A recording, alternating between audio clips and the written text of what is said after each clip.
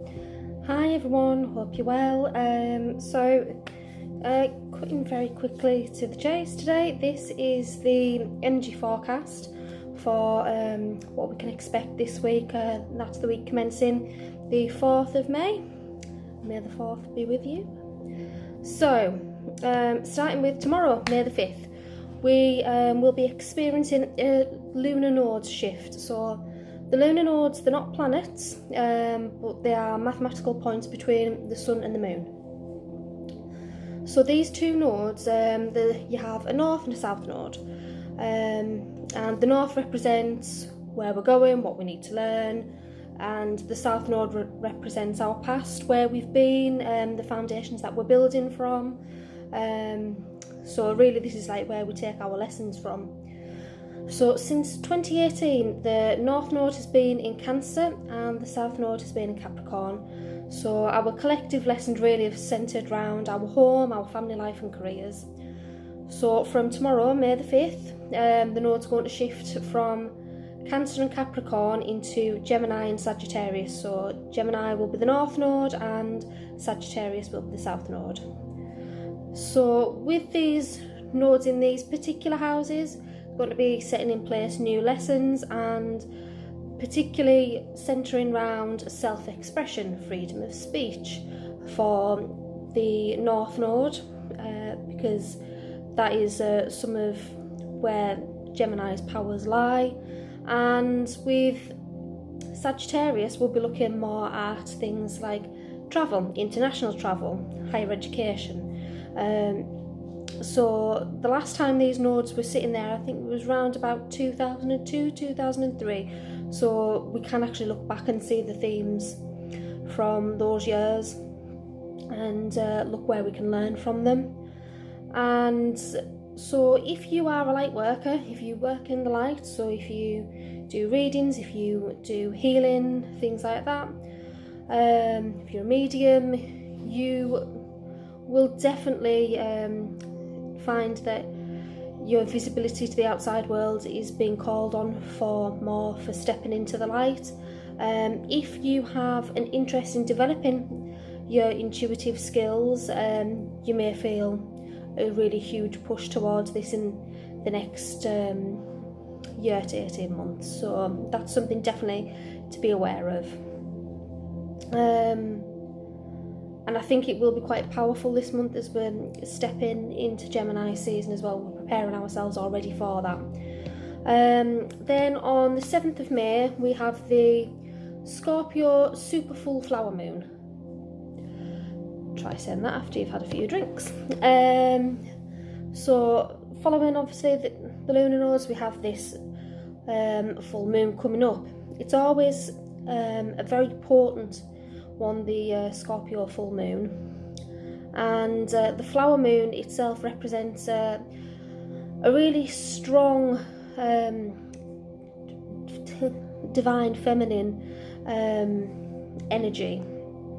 So it's quite important in Wicca circles, as it's very pregnant with energy. It's full of absolutely massive potential. Typically one for magical workings related to divining and protection, casting of spells, setting intentions for healing, abundance and prosperity. So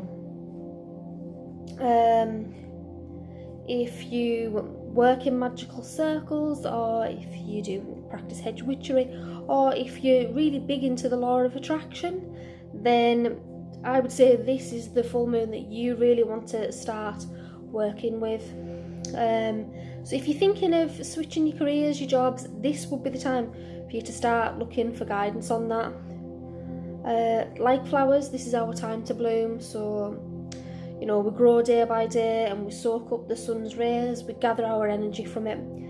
And any full moon really does symbolise shining a light on those dark days for us and us gathering energy from it.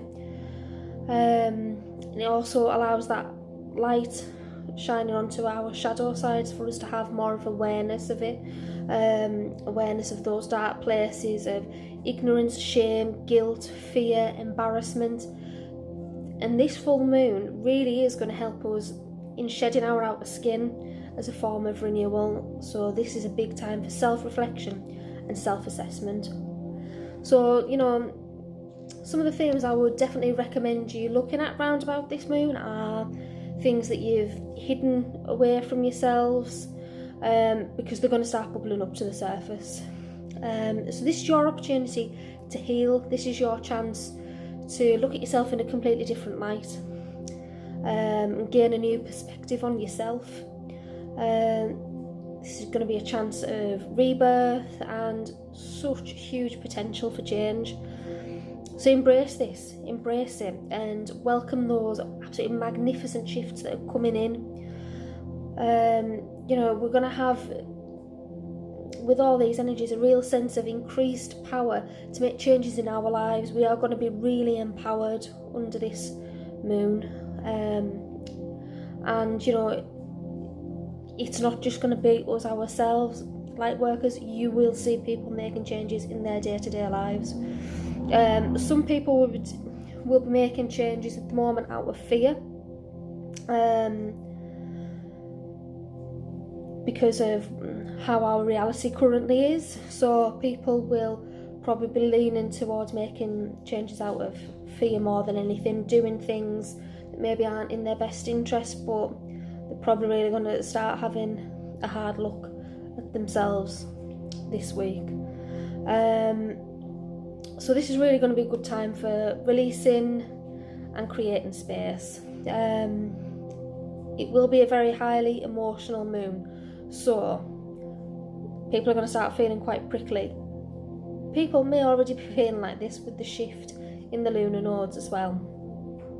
So surrender to these emotions if they're starting to bubble up, and just know that it'll pass, it'll be released. And, you know, be gentle with other people as well, because you don't know what's going on in their reality. Even people we live with,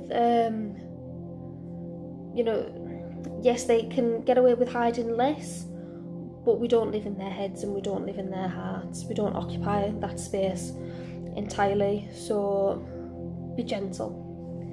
Then on Sunday is, I was counting in my head there the days, making sure I was right, and that's May the 10th. And that is when we head into Saturn retrograde. So we're already working with those shadows as it is. We've already got Pluto in retrograde. So Saturn is a really slow moving planet. And because it goes into retrograde every year, we are quite aware of its energies, but they tend to be quite subtle in some ways. This retrograde is particularly noteworthy because of that it's just moved back into Aquarius in March, so that was a bit of a big shift anyway, and we're set to relive some of these shifts during this retrograde. So we will find ourselves casting our eye back to March 21st, so that'll be roughly around about the point that we were told that we would have to lock down.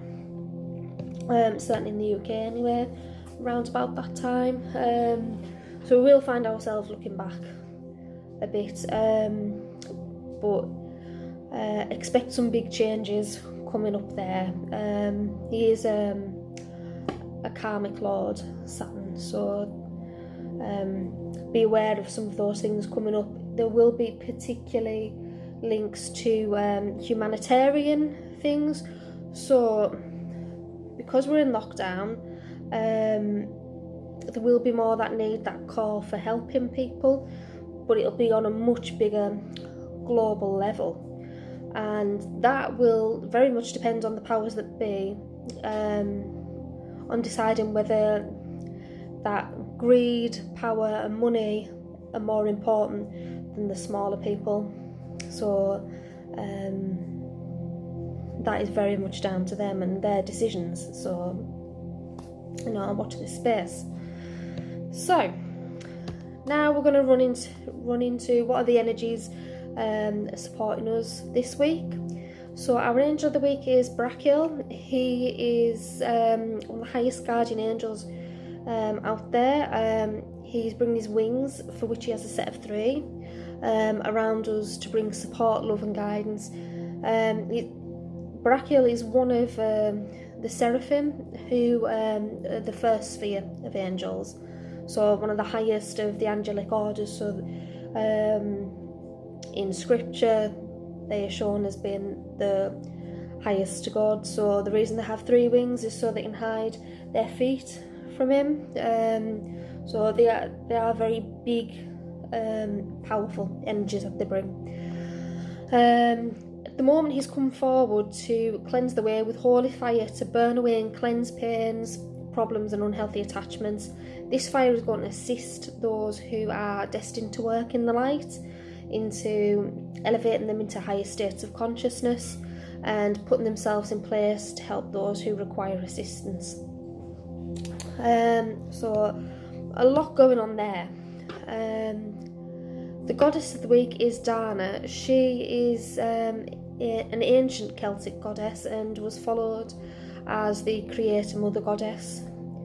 So this week we're kind of being asked to surrender and look at what the main teachings of our lives are. And if you're having quite a difficult or transitionary period, what are these times trying to teach you? So tap into any knowledge that lies in here, and ask yourself, is there anyone else that could help? And be sure to recognise that divinity that lies within you. But also I do want to say, if you've been going through a difficult time, share how you're overcoming that, what you're doing, because you could be helping somebody else there overcome that.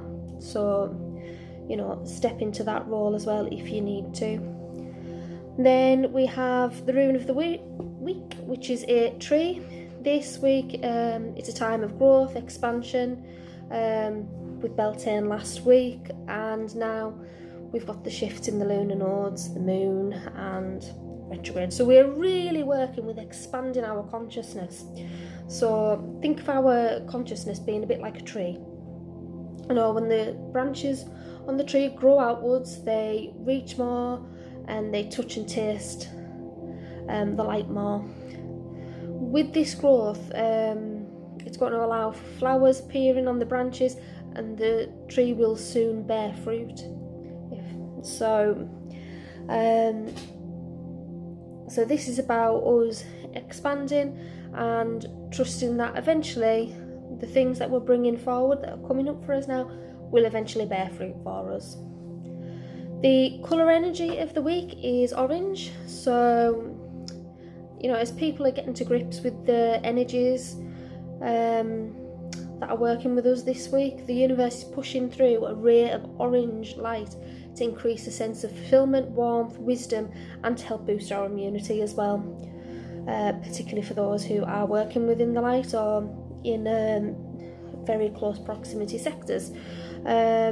Also, with the moon reaching its peak on the 7th of May, it's going to help our water balance. So you may feel thirstier than you have done, or you may be faced with a call to increase your water intake, or you may be thirstier for a pursuit of learning and understanding. So also, if you are facing any issues in your relationships at the moment, this colour will support you with this. Some people are starting to feel the friction in their relationships, partly because of close quarters, I guess, and also we do have Venus working her way into retrograde, so shadows are having to be faced. Then we have the number of the week, which is the vibration. It brings a vibration of a sense of being grounded and calling on us to be responsible for our own emotions and actions, as well as ensuring that we have the right structure in place within our lives. Maybe we're lacking this, or perhaps we're too structured, we're too tight, and we're not allowing enough time for ourselves to be. So you may feel that you need to be looking at your structure a bit more this week. And finally, the crystal of the week is Triagate, and this week this crystal is bringing healing energy, protecting you from energy vampires or those who just deplete your energies completely. It's supporting us where we may not feel like we're getting enough time out in nature, or bringing those natural energies forward for you. So that is our energy forecast of the week. Thank you for joining me. If you would be so kind as to share this video, just help me grow my audience a little bit more, that would be wonderful. Thank you very much for joining me, and I will be uploading the zodiac cards for the week as well. So thank you very much.